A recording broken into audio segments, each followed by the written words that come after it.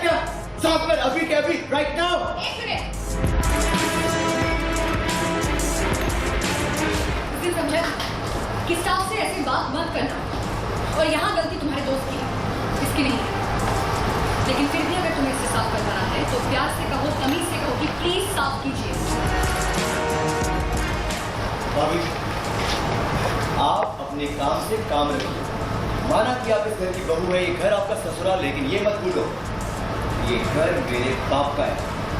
मुझे जिसके साथ जैसे पेश आना होगा मैं आऊंगा, मेरी मर्जी। साफ कर। प्यारी भाभी की बात कौन था? अरे ऐसी भाभी की तो सेवा करनी चाहिए, हाथ पैर दबाना चाहिए प्यार से।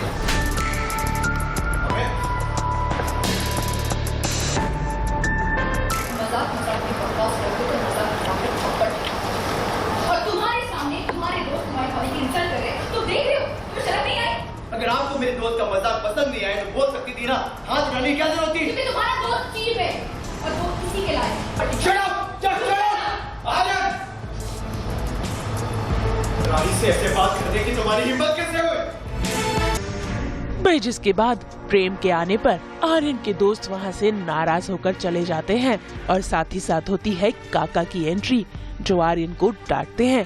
भाई बस फिर क्या, आर्यन शुरू कर देता है अपना इमोशनल ड्रामा। घर है, पार्टी का अड्डा नहीं। हाथ प्यार से क्या बात कर ली, सब पे चढ़ गए। सबके लिए रूल्स जो है एक होते हैं। मैं तुम्हारे लिए अलग से रूल बुक लिख के दे।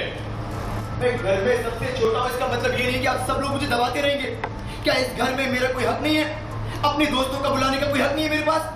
आप सब लोग मुझे बाहर वाला समझते हैं, आउटसाइडर की तरह ट्रीट करते हैं मुझे। कोई तुम्हें ऐसा ट्रीट नहीं कर रहा है, सिर्फ तुम ही समझ रहे हो कि तुम आउटसाइडर हो। और रिएक्ट मत करो।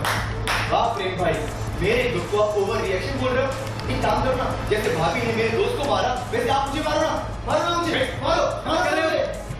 क्या हो रहा है यहाँ पे? ऐसे में होती है प्रेम के पापा की एंट्री और जरा देखिए कैसे आर्यन उनके सामने इमोशनल ड्रामा कर घर छोड़कर चला जाता है। पापा आप मुझे बताइए, क्या मेरा इस घर में कोई हक नहीं है? अगर मुझे अपने दोस्तों को इस घर में बुलाना होगा तो प्रेम भाई और राही बाबू की परमिशन लेनी होगी। पापा पहली बार मेरे दोस्त इस घर में आए थे और राही बाबू ने उस पर हाथ उठा दिया। तो थप्पड़ कौन मारेगा? आपका कहने का मतलब है कि पापा आपकी बात पे यकीन करेंगे, मेरी बात करें? ठीक है, मैं एक काम करता हूँ, मैं अभी इसी वक्त इस घर को छोड़ के चला जाता हूँ। और वैसे भी आप लोग तो खुश नहीं हो मेरे यहाँ रहने से, अब खुश रहना। तो वहीं दूसरी ओर प्रेम और राही को भी बहुत जल्द पता लगने वाला है कि आखिर राही पर किसने अटैक किया था। सर कौन है वो? वो जेल से भागा हुआ कैदी था, ये तो आपको पता ही है। उसके बारे में बाकी इन्फॉर्मेशन थोड़ी देर तक मुझे मिल जाएगी। ठीक है सर, जैसे ही आपको उसके बारे में कुछ पता चले फौरन आप मुझे फोन करके बताइए। मेरी बीवी को क्लोजर कर दीजिए, पता चलेगा तभी मुझे चांसेस होंगे। जी थोड़ा टाइम दीजिए बस।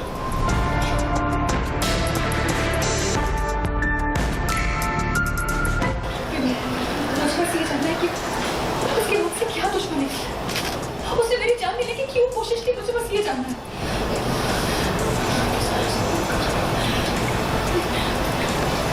लेकिन मम्मी का कुछ नहीं। लेकिन जरा देखिए कैसे राही की टेंशन भगाने के लिए आज प्रेम हो गया है उस पर लट्टू और अपने हाथों से कर रहा है उसका श्रृंगार। हाँ, तो आज तुम्हें मैं रेडी हूँ। तुम? Of course. Hello, welcome to Prem beauty parlour. आज मैं आपके बालों को थोड़ा सा सिल्की एंड स्मूथ बना दूंगा और आपका जो ये चेहरा थोड़ा सा डल लग रहा है इसे भी अच्छे से मेकअप करके एकदम शाइनी बना दूंगा। वैसे कहानी में बहुत जल्द आने वाला है ट्विस्ट, क्योंकि ख्याति हो गई है लापता और पुलिस वालों के हिसाब से ख्याति इस दुनिया को अलविदा कह चुकी है, जिसकी पुष्टि करने के लिए प्रेम, राही और उसके पापा पहुंच गए हैं अनुपमा के साथ अस्पताल। ऐसे में अब देखना होगा कि आखिर अनुपमा, प्रेम और राही की जिंदगी में और कितनी मुश्किलें आएंगी।